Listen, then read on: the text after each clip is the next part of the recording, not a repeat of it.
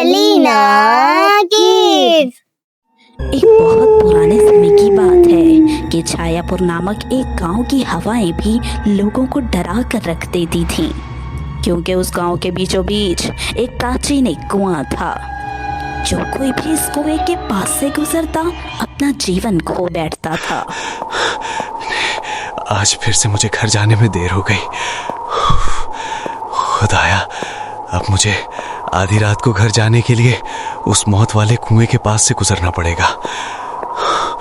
ओह खुदाया, काश मैंने माँ जान की बात मान ली होती और शाम होते ही घर चला जाता। मगर क्या करूं, कुएं के पास से गुजरने के अलावा कोई और रास्ता भी तो नहीं है घर जाने का। हाय खुदाया, मेरी रक्षा करना। उस रात उन्हें ठंडी हवाओं में से गुजरता हुआ देव भी अपने घर की ओर बढ़ रहा था। देव उस गहरे खाई जैसे कुएं को देखे बगैर जल्दी जल्दी उस जगह से गुजरने लगता है। अरे वाह, शुक्र है मैं बचकर आ गया। इस मौत वाले कुएं के पास से मेरी जान बच गई, मेरी जान बच गई। मैं बच गया हूँ। एक खौफनाक सी आवाज जिसने देव को डरा कर रख दिया, और जब वो पीछे मुड़कर देखता है तो कोई लंबे बालों वाली, गले सड़े चेहरे वाली खौफनाक सी आत्मा उस कुएं से बाहर आ जाती है। भागो, मुझे बचाओ, कोई मुझे बचाओ। देव उस आत्मा को देखते ही वहां से दौड़ने लगता है और तेज दौड़ने लगता है, मगर वो आत्मा देव का मुंह पीछे की तरफ लगा देती है और उसका काम पल भर में तमाम कर देती है।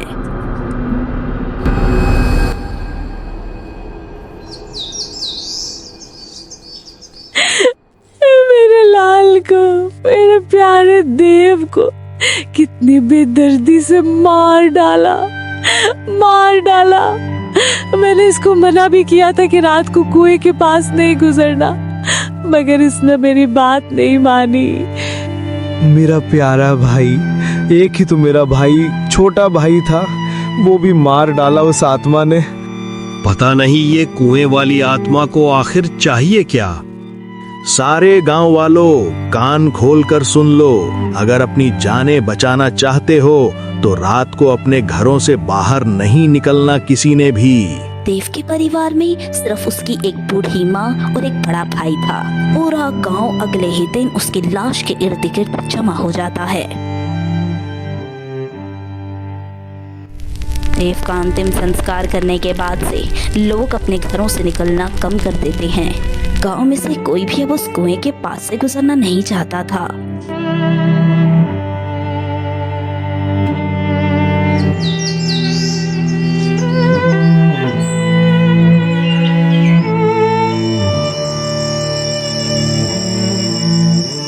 माँ जी, अब कब तक आप रोती रहेंगी? हौसला रखिए। कैसे चुप हो जाऊं?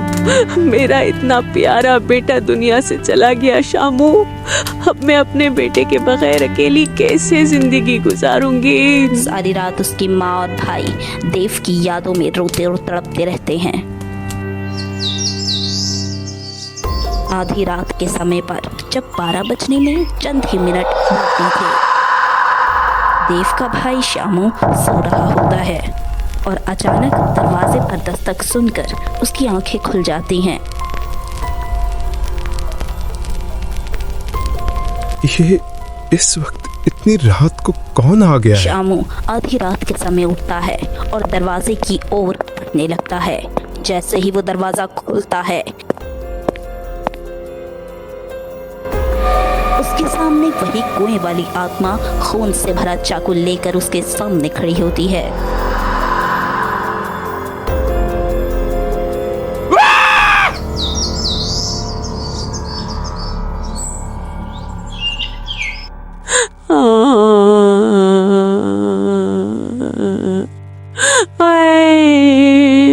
मेरी तो जिंदगी उजड़ गई। जिस बेदर्दी ने मेरे देव को मारा था, उस आत्मा ने मेरे शामू की मौत भी बिल्कुल वैसे ही की गई है।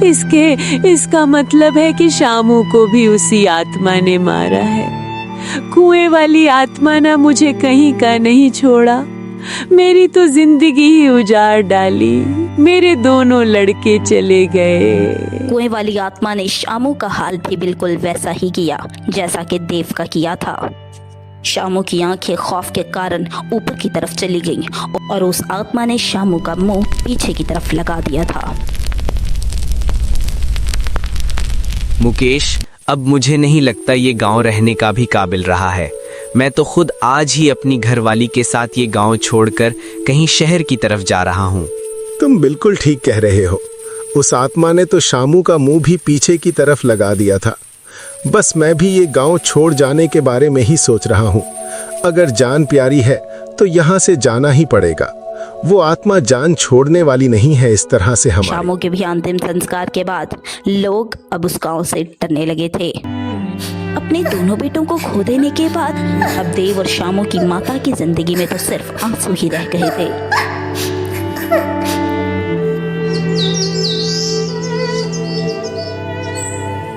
रात के ठीक 12 बजने से कुछ मिनट पहले वही दस्तक बूढ़ी माँ को दोबारा से सुनाई देती है।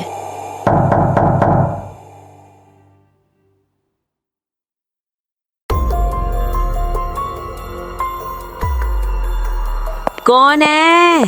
कौन है? जैसे ही बूढ़ी माँ दरवाजा खोलती है वही कुएं वाली आत्मा लाल फटी आंखों वाली, फटे हुए चेहरे वाली, खून से भरा चाकू लिए बूढ़ी माँ के सामने खड़ी थी।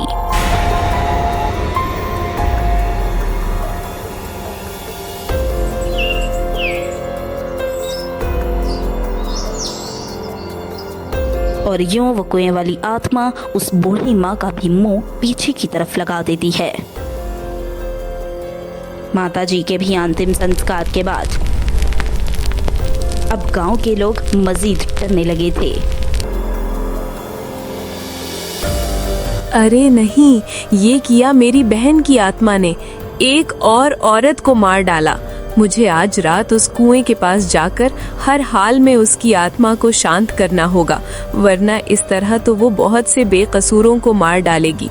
मुझे आज रात ही चिल्ला काटना होगा और उस आत्मा को समझाना होगा कि अब उसका बदला पूरा हो चुका है, इसलिए अब उसको ये गांव छोड़ देना चाहिए। असल में शालिनी के मरे हुए जिस्म की आत्मा को जीवन देने वाली दिव्या ही थी, जिसने अपनी बहन यानी शालिनी की मौत के बाद उसके मरे हुए जिस्म की आत्मा को अपनी मौत का बदला लेने के लिए जीवन दिया था। देखो शालिनी, मैं जानती हूँ कि तुम्हारे साथ जो कुछ भी हुआ है वो बिल्कुल भी अच्छा नहीं हुआ। उन दोनों लड़कों ने तुम्हारे साथ बिल्कुल भी अच्छा नहीं किया। या अपनी बहन की आत्मा को शांत करने के लिए उसी समय पर कुएं के पास पहुंच जाती है। कई सालों पहले जब एक दिन शालिनी रात के समय अपने घर की ओर जा रही ओए थी। लड़की, इतनी रात में अकेली कहाँ जा रही है? कहो तो हम छोड़ आए घर तुमको। इतनी नजरें क्यों चुरा रही हो? अच्छा चलो, हमें ये बैग ही देती जाओ। हाँ यार, इसका बैग छीन लेते हैं, जरूर उसमें अच्छे खासे पैसे होंगे। हम भाई चल इसका बैग पकड़ लें। तो देव और शामू शालिनी से बदतमीजी करते हुए उसका पीछा करने ओए लगे। लड़की रुक जा, मैं कहता हूँ रुक जा। छोड़ दो मुझे, जाने दो, बचाओ कोई, बचाओ। शालिनी चिल्लाते हुए देव और शामू से बचते हुए दौड़ने लगती है और तेज दौड़ने लगती है। उन दोनों दरिंदों से जान बचाने के लिए शालिनी आगे की तरफ नहीं देखती और उसका पांव मुड़ जाने से वो एक खतरनाक पानी के कुएं में जा गिरती भाई, है। वो लड़की तो कुएं में गिर गई है। अब क्या करें? अरे नहीं, उस लड़की की तो मौत हो गई है। चल भाई चल, यहाँ से भाग चले। बस शामू और देव से इसी चीज का बदला लेने के लिए दिव्या ने अपनी बहन शालिनी की आत्मा को जीवन दिया था। देखो, तुम उन दोनों को मार चुकी हो, अब यहाँ से चली जाओ। बेकसूरों को मारने का तुम्हें कोई भी अधिकार नहीं है। तुम अभी और इसी वक्त इस गांव को छोड़कर चली जाओ, समझी ना? देखो, मैंने तुम्हारी आत्मा को जीवन इसलिए किया था ताकि तुम अपना बदला ले सको, मगर तुम अब इस आत्मा का गलत इस्तेमाल नहीं कर सकती। कई घंटों तक चिल्ला काटने के बाद दिव्या आधी रात को अपने घर चली जाती है।